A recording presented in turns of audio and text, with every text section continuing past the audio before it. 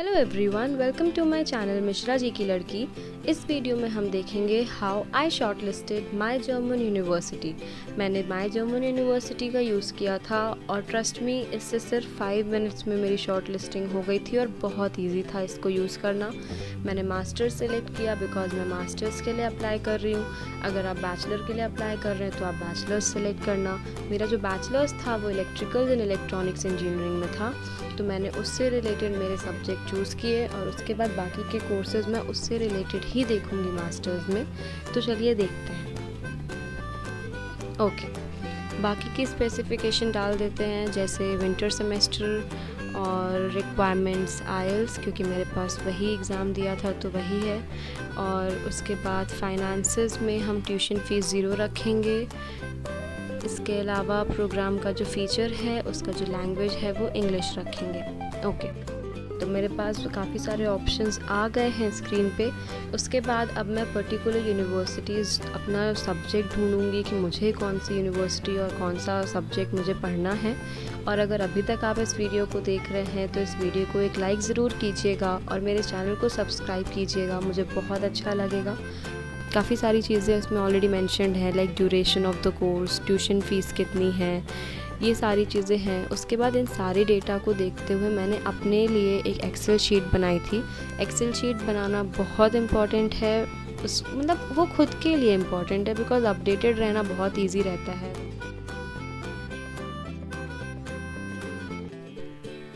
Okay, तो अब हम OVGU के बारे में देख रहे हैं। मैंने वही सिलेक्ट किया क्योंकि ये जो ब्रांच है ये मेरे ब्रांच से रिलेटेड है, electrical engineering and information technology. इतना डेटा, सारे जितने भी कोर्सेज हम सेलेक्ट करेंगे वो इतना डेटा हमेशा देखने को मिलेगा। बाकी की जो रिक्वायरमेंट्स और नीचे की जो इन्फॉर्मेशन है वो हमें नहीं मिलती है 3 कोर्सेज देखने के बाद। उसकी मुझे लगता है ज़रूरत भी नहीं है बिकॉज़ मैं इतने में ही देखने के बाद मैं इस पर्टिकुलर यूनिवर्सिटी की वेबसाइट पे चली ही जाती थी देखने के लिए कि क्या ये कोर्स कैसा है, इसमें क्या क्या है।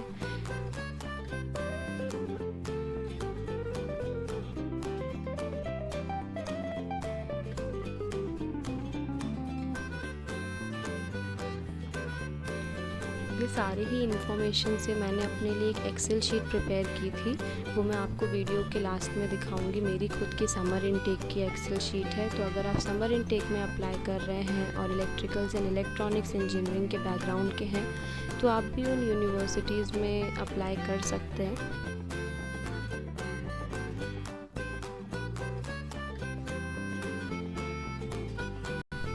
जैसे मेरी एक्सेल शीट आप देख सकते हैं, इसमें मैंने अलग अलग कॉलम्स बनाए थे। फॉर एग्ज़ाम्पल कॉलेज, उसके बाद जो ब्रांच में अप्लाई कर रही हूँ, एप्लीकेशन की जो डेडलाइन थी और जो उसका ड्यूरेशन है और उसका जो लोकेशन है। और उसके बाद मैं जैसे जैसे अप्लाई करती जाती थी मैं वैसे वैसे उधर पे लिखती थी कि ओके अप्लाइड, या फिर मैं पेंडिंग लिखती थी। उसके बाद जिसका रिज़ल्ट आता था तो मैं उस रिज़ल्ट को उस पर अपडेट करती थी कि मैं रिजेक्ट हुई हूँ या फिर एडमिट मिला है मुझे। तो मुझे लगभग 13 कॉलेज में अप्लाई करने पे 3 से एडमिट मिला था। नीचे जो लिस्ट ऑफ टॉप यूनिवर्सिटीज़ हैं वो बेसिकली मेरे लिए टॉप चॉइसेस थी। मैं चाहती थी मुझे इन 4 में से किसी एक में से मिल जाए। ये वर्ल्ड रैंक डिफरेंट रहती है तो आप उसको इग्नोर करना। कोई टाइम्स की रैंकिंग रहती है तो कोई ग्लोबल रैंकिंग रहती है तो कोई QS की रहती है, उससे कोई फ़र्क नहीं पड़ता है जब तक कि आपकी यूनिवर्सिटी पब्लिक है।